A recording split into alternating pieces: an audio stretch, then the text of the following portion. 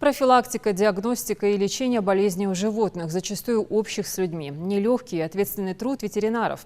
От их работы зависит многое. И это еще более очевидно в свете последних эпидемических обстоятельств.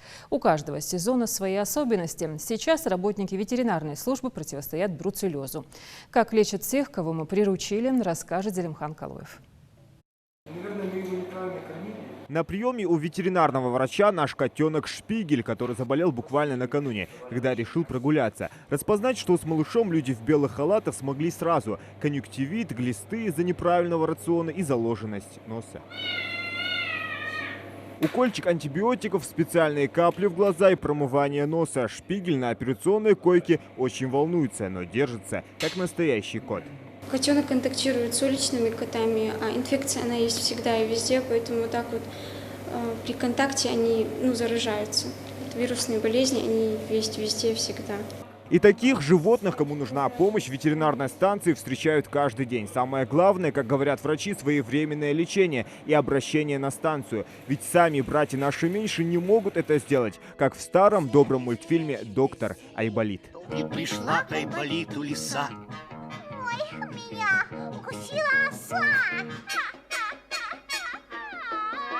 Но в жизни все иначе, и люди должны понимать, что они несут прямую ответственность за своих подопечных, ведь мы в ответе за тех, кого приручили. Самым настоящим добрым доктором Айболит можно назвать Аюпа Мурзабекова, ветеринарный врач Сунжинской районной ветстанции. Всю жизнь посвятил этому благородному делу. Каждый день ему и его коллегам приходится сталкиваться с самыми разными диагнозами и животными. Начиная от верблюдов, заканчивая мелкими домашними кошками, собаками, кроликами, декоративными и птицы в том числе. Поэтому очень, конечно, широкий профиль с точки зрения выявляемости заболевания.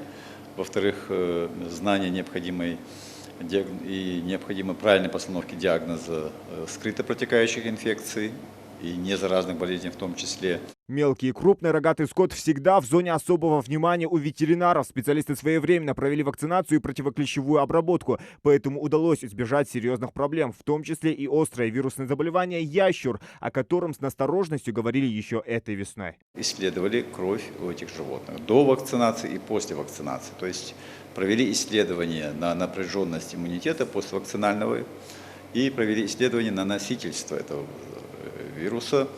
Это исследование проводилось в Всероссийском научно-исследовательском институте защиты животных. Материал направлялся именно туда, во Владимир.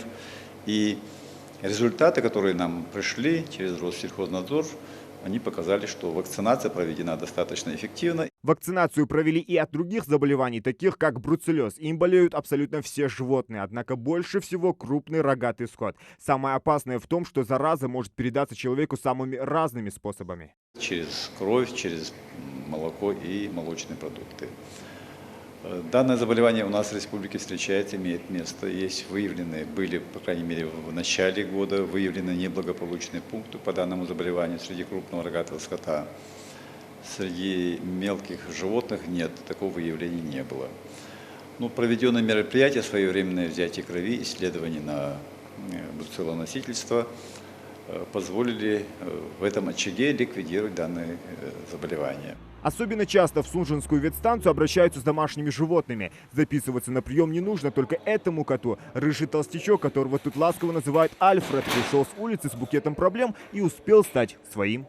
Альфред – это, по словам ветеринаров, единственный кот, который заходит сюда добровольно. Его обработали против паразитов и своевременно лечили. Теперь на Сунжинской ветеринарной станции по борьбе с болезнями животных он нашел постоянное место жительства и заботу.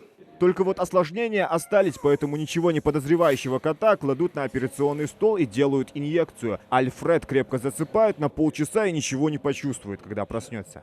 Появилась послеоперационная грыжа, связанная с неправильным содержанием кошки после операционный период.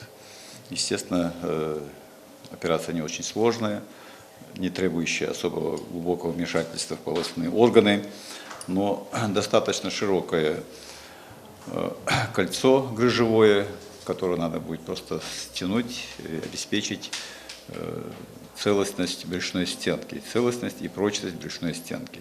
Такие операции здесь проводят каждый день. Необходимо оборудование и возможности есть. Опыт ветеринаров перенимают и молодые специалисты. Коллектив Сунжинской районной ветстанции пополнился 5 новыми кадрами. 2 года назад на работу сюда вышла Ася Калоева, которая с детства любит животных. Однако наблюдать иногда за запущенными диагнозами ей бывает нелегко.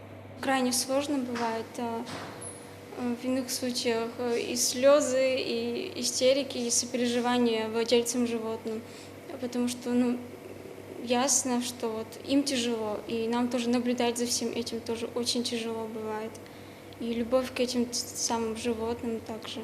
Самое главное – вовремя обратиться за помощью для своего питомца и не запускать болезни. А что касается скота, то уже в ближайшее время начнется подготовка к очередной вакцинации от различных заболеваний, которая планово проводится дважды в год. Зелимхан Калоев, Ахмед Гандаров, Новости 24.